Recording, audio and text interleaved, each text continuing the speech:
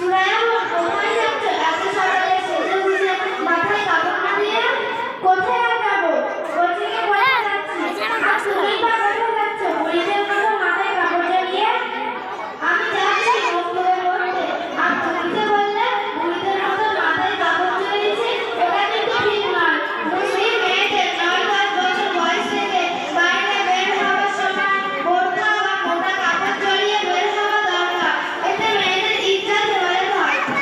এই জন্য বুঝি মুসলমান মেয়েরা আমাদের এত অবনতি। এর না যাবেন এই ভাবিস, না যাবেন এই মিষ্টি খাবার, না যাবেন কবরে টিপ করতে।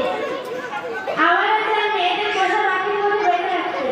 সত্যিই তো তোমার মতো যারা সঠিকভাবে না জানে আর ইসলাম সম্পর্কে বদনাম করে, তাদের জন্য বড়ই দুঃখ লাগে। তাই বলি আগে ইসলাম সম্পর্কে জানো, তারপর ইসলাম সম্পর্কে কটূক্তি করো।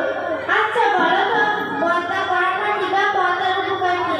পর্দা করা হলো প্রত্যেক মুসলমানের জন্য ফরজ, আর পুরুষদের জন্য নাকের নিচে থেকে হাঁটু পর্যন্ত, আর নারীদের জন্য মাথার চুল থেকে পায়ের পাতা পর্যন্ত। যে সমস্ত মহিলারা সেই অঙ্গগুলি পরপুরুষকে দেখায়, আল্লাহু পাক তার সেই অঙ্গগুলি জাহান্নামে আগুনে জ্বালায়। তাই একটি কথা হলো, যতক্ষণ পর্যন্ত একটি গলার মর্যাদা ছাল দিয়ে ঢাকা থাকে, ততক্ষণ পর্যন্ত কোনো মাছি বসে না। কিন্তু গায়ের ছাল যখন থাকে, তখন মাছি বসে। ঠিক তদ্রূপ মেয়েরা নিজেদের শরীরে মোটা কাপড় দিয়ে ঢেকে রাখলে তার দিকে কোনো পরপুরুষ তাকায় না, আর তার কোনো ভয়ানক কাজও হয় না।